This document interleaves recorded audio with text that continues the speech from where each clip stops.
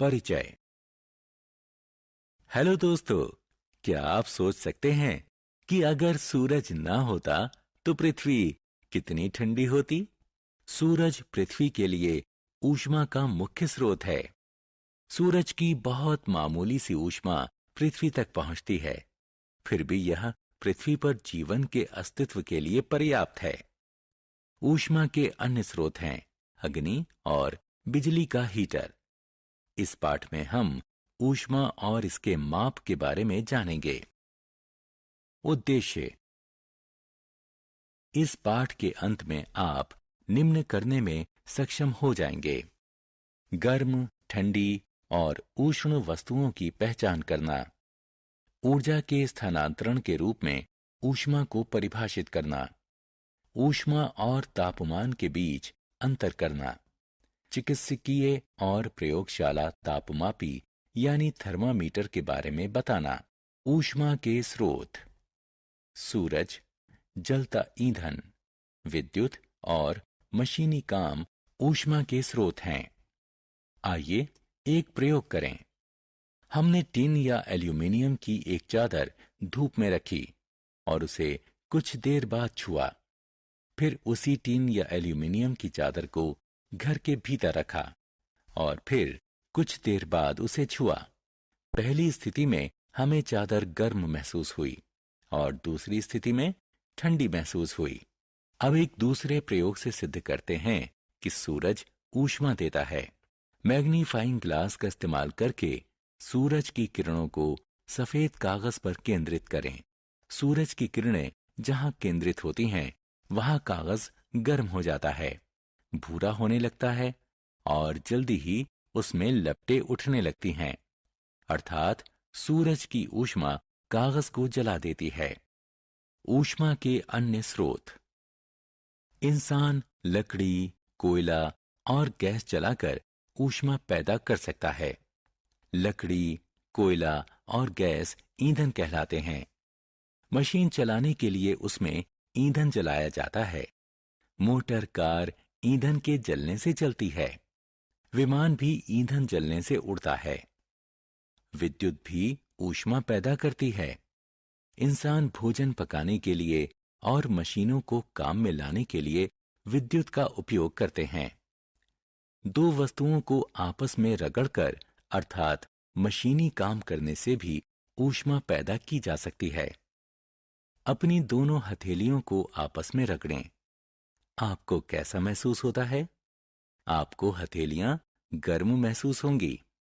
प्राचीन मानव दो पत्थरों को रगड़कर आग जलाते थे। ताप, ऊर्जा का प्रवाह। आपने बर्फ और गर्म कॉफी का कप दोनों हाथ में पकड़े होंगे। ऐसा क्यों हुआ कि एक हाथ में आपको ठंडा महसूस हुआ जबकि दूसरे में गर्म? जब ताप ऊर्जा हमारे शरीर से तेजी से बाहर निकलती है तो हमें बहुत ठंडा महसूस होता है। बर्फ हाथ में लेने पर ऐसा ही होता है। हथेली पर रखा बर्फ का टुकड़ा ठंडक का एहसास देता है, क्योंकि हमारे शरीर से ऊष्मा बाहर निकलकर बर्फ के टुकड़े में जाती है। इसी ऊष्मा से हथेली पर रखा बर्फ का टुकड़ा पिघलता है। जब हमारे शरीर में बाहर से ताप ऊर्जा का प्रवाह तेजी से और अधिक मात्रा में होता है तो हम बहुत गर्म महसूस करते हैं। गर्म कॉफी का कप पकड़ने पर ऐसा ही होता है। कॉफी से ऊष्मा निकलकर हमारे हाथ में आ जाती है। इसका अर्थ यह हुआ कि ताप ऊर्जा का प्रवाह ही ठंड या गर्मी का एहसास देता है। ऊष्मा के प्रवाह की दिशा। विद्यार्थियों, आइए ऊष्मा के प्रवाह की दिशा का सिद्धांत समझने के लिए एक प्रयोग करते हैं। हमने गर्म दूध से भरा गिलास ठंडे पानी से भरे बर्तन में रख दिया। कुछ देर बाद दूध ठंडा और पानी उष्ण हो जाता है। दूध और पानी दोनों का तापमान समान हो जाता है, अर्थात ऊष्मा गर्म से ठंडे की ओर प्रवाहित होती है। तापमान। अब हम तापमान के सिद्धांत जानेंगे। तापमान किसी वस्तु के गर्म या ठंडा होने का माप है। हम कहते हैं कि फ्रिज का पानी ठंडा और दूध गर्म है। पानी कितना ठंडा है? क्या ये बर्फ से ठंडा है? दूध कितना गर्म है? क्या ये उबलते पानी से भी गर्म है? जी हाँ, इसका पता लगाने के लिए हमें एक ऐसा माप चाहिए जो बता सके कि वस्तु कितनी ठंडी या कितनी गर्म है। गर्म वस्तु का तापमान ठंडी वस्तु से अधिक होता है। किसी पदार्थ को गर्म करने पर उसका तापमान बढ़ता है, ठंडा करने पर तापमान कम होने लगता है। वस्तु कितनी गर्म है या कितनी ठंडी है, वही उसका तापमान होता है। ऊष्मा और तापमान। इस तालिका में ऊष्मा और तापमान के बीच का अंतर बताया गया है। ऊष्मा ऊर्जा का एक रूप है।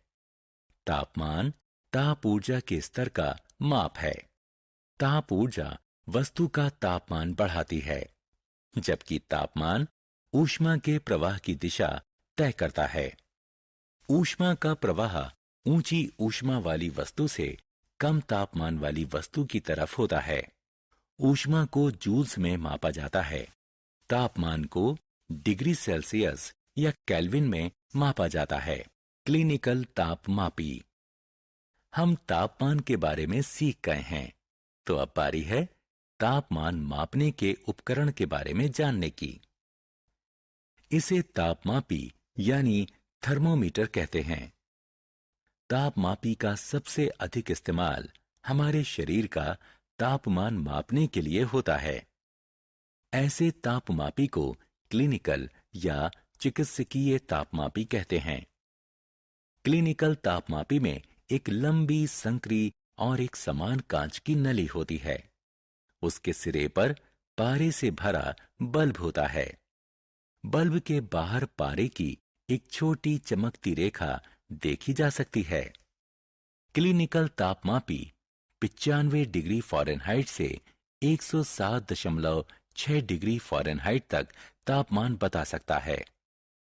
मानव शरीर का सामान्य तापमान 98.6 डिग्री फ़ारेनहाइट है।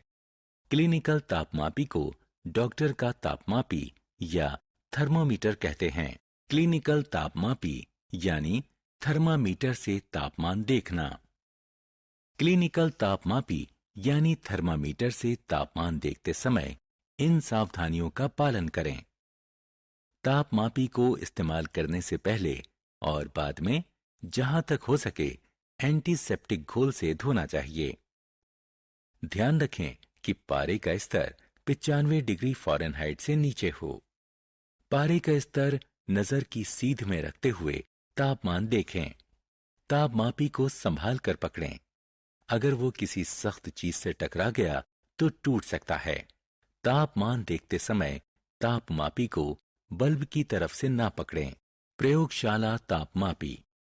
आइए अब प्रयोगशाला तापमापी यानी लेबोरेटरी थर्मामीटर की बात करें। प्रयोगशाला तापमापी का उपयोग विज्ञान प्रयोगशाला में तापमान मापने के लिए किया जाता है।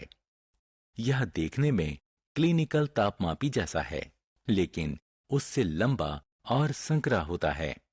प्रयोगशाला थर्मामीटर -10 डिग्री सेल्सियस से 110 डिग्री सेल्सियस तक तापमान बताता है। प्रयोगशाला तापमापी यानी थर्मामीटर से तापमान देखना। आइए अब एक बीकर में रखे गर्म पानी का तापमान मापते हैं।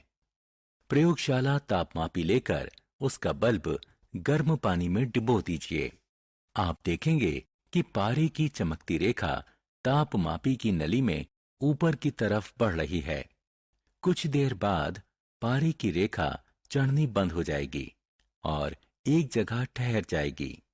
तापमापी की नली पर पारे की रेखा के शिखर का तापमान देखें। यही गर्म पानी का तापमान है। सारांश। आइए